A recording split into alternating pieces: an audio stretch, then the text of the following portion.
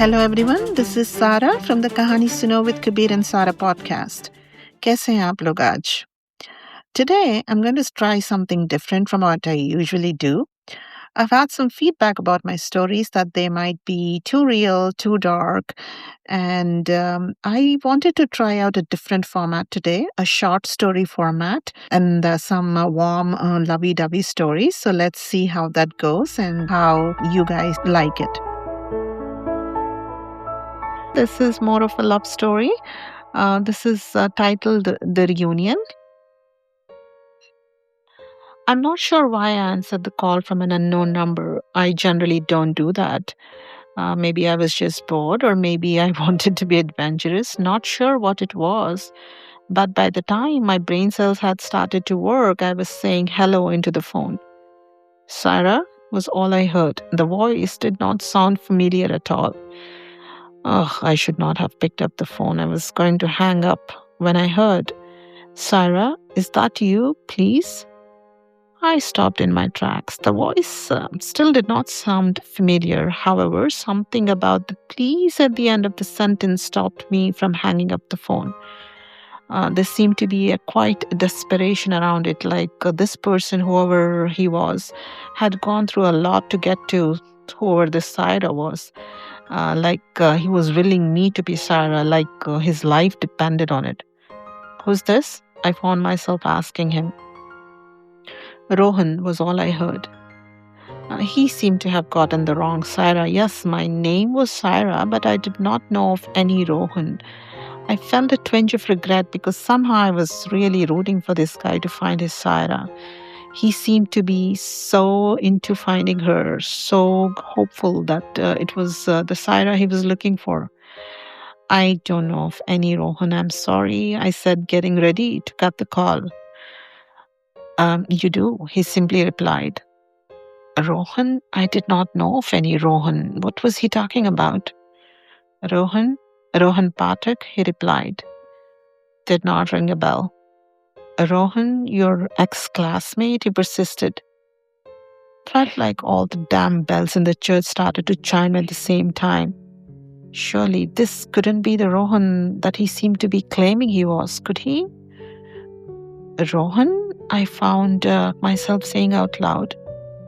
Yes, Sarah, this is Rohan. How are you?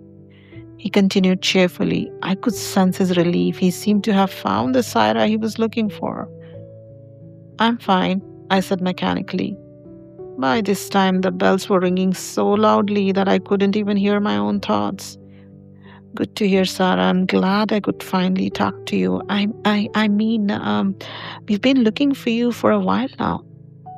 Who were the we? And more importantly, why were they looking for me, whosoever these people were? I'm sorry to say this to you, but I don't think you've got the right Sarah. I don't know of any Rohan, and I definitely have no idea why a group of people would be looking for me, I said, firmly this time, ready to end the damn call once again. Sarah Shah, I heard him softly say. I guess he was a little unsure himself at this point. By that time, my brain was straining to recall Rohan from its vestiges, and yes, there was one Rohan I had known like eons ago. But that seemed to be in another lifetime, or maybe even in another reality. How could he possibly cross over to this one? No way. What was with my words coming out of my mouth even without me wanting to? Sarah, I'm very sorry to have called you without any warning. Maybe I should have texted you first. But I was so excited to get your number that I wanted to call you first thing in the morning. I hope you remember me. We were high school classmates. He kept telling me more about himself, but my clock had stopped ticking since the time he had said high school classmates. I wanted to throw the phone down, but I managed to restrain myself. It had been more than 2 decades ago since this incident happened with him, and I was supposed to have grown up since then. At the very least, I should be more grown up at least, right? It didn't seem like it, though. I regained my composure and, gathering some of the maturity that I had collected all these years, calmly said, Rohan, how nice of you to still remember and call me. How have you been? There, I had said it. I have been well, Sarah. Thank you for asking. Hey, I don't want to take up a lot of your time. Just wanted to let you know that I, along with a group of other classmates, have been trying to get us together for a reunion, our 25th reunion. Goodness gracious, this was getting murkier and murkier. How had you found me after all these years? One of our classmates is married to someone who worked with you and they had your contact. I've been trying for years to find you. What was he saying? This is all very confusing to me at this time, but thank you, I muttered. I know. I'm very sorry again, but I wanted to see, if you could be able to join us. Join who? When? What? Where? And how? What was he saying? When was this thing? It's next month. Next month? It was so soon? Oh my God. What was he expecting me to say to him? I know this is short notice, but I found your contact like last night. It was like he was reading my thoughts, answering the questions that had popped up in my mind while I stood there gaping like a goldfish in a bowl, completely exposed and helpless. I don't want to sound like a pushy salesman, Sarah, but almost 80% of the class is joining us. I'm not sure if you're in touch with any of them.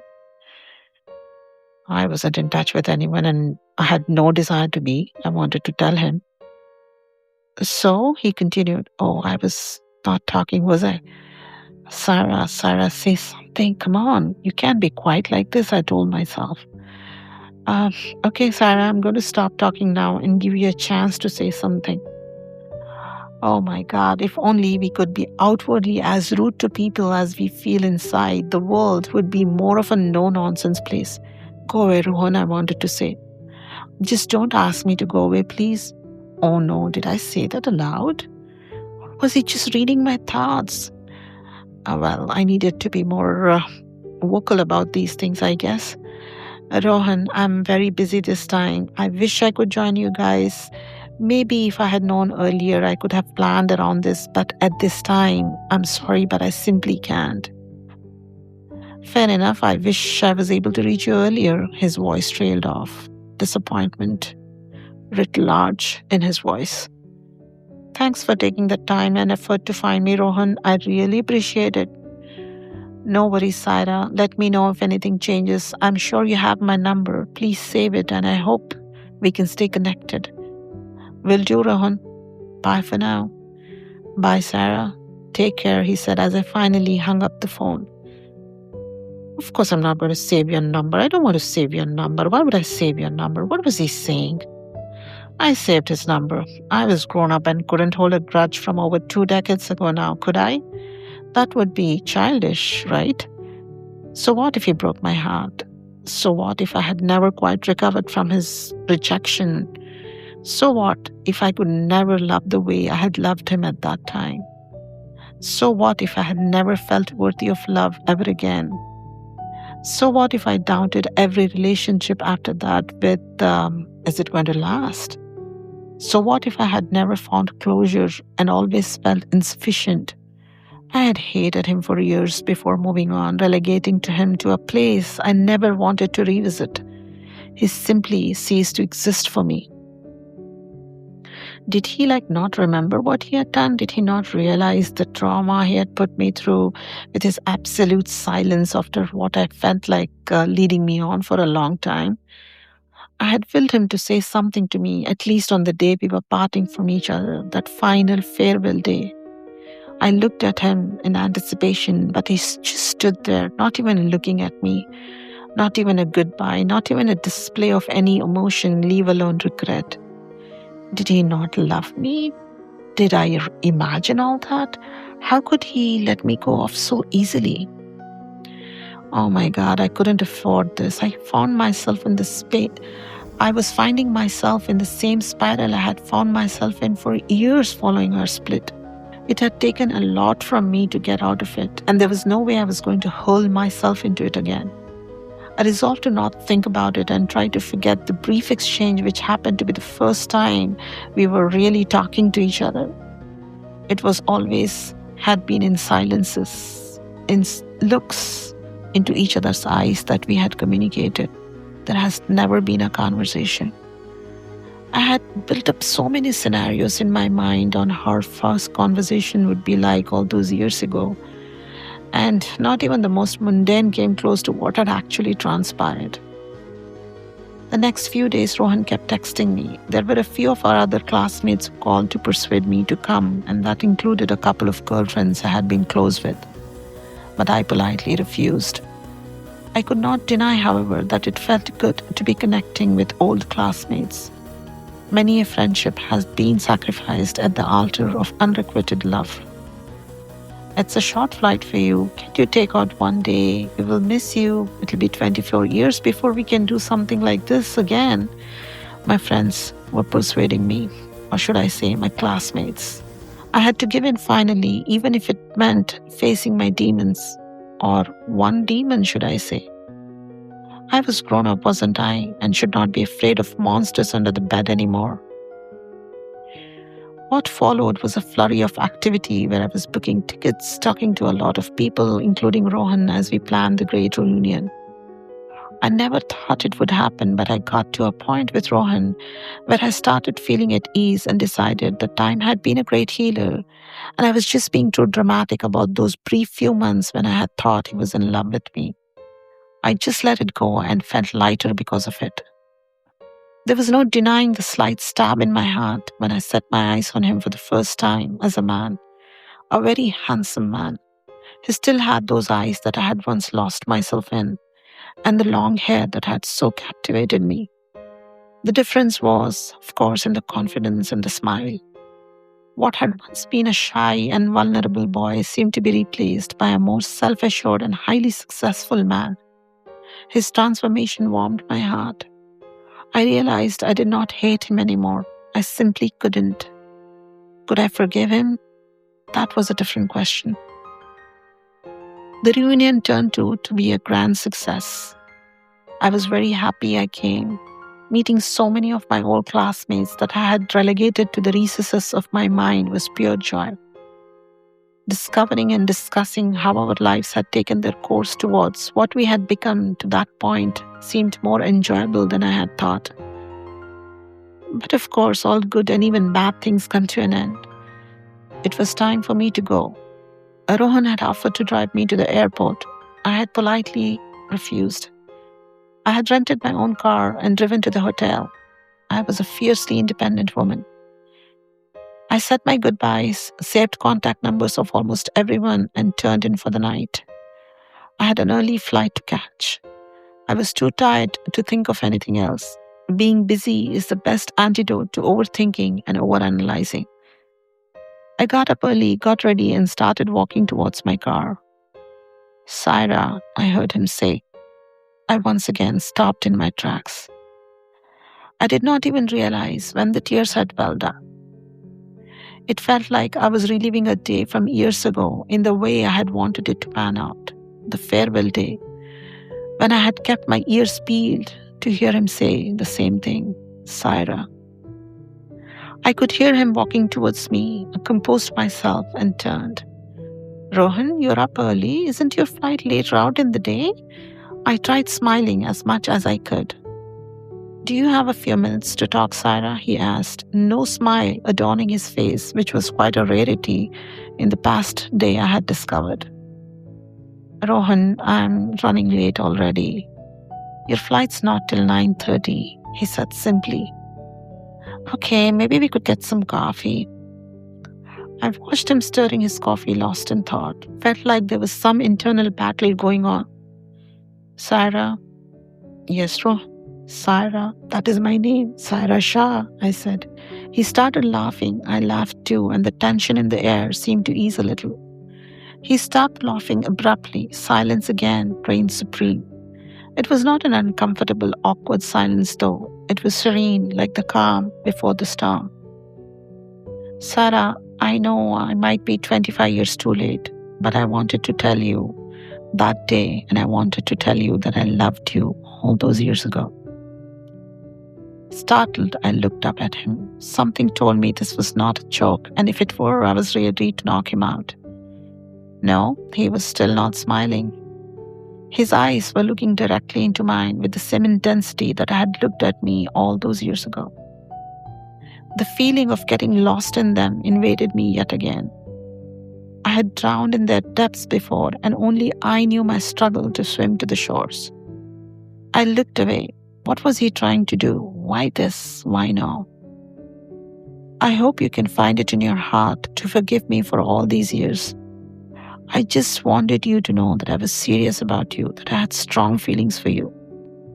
I wanted to tell you this every single day of that year we studied together, but somehow could never gather the courage to do it. What mind reading techniques was he using? He always seemed to be answering the questions that were going around in my mind. I had always thought he was never really serious about me, and that had hurt like hell. It had felt like he had a brief fling and then cast me out of his life completely, like I did not matter. Maybe I did not. I never regained the confidence in myself again, and even though I had loved again, I had never loved like the way I had loved him, with full abandon, fearlessly, recklessly. Oh, young love. After that first heartbreak, my love was more measured, more cautious, with the fear of rejection always hovering at the corners.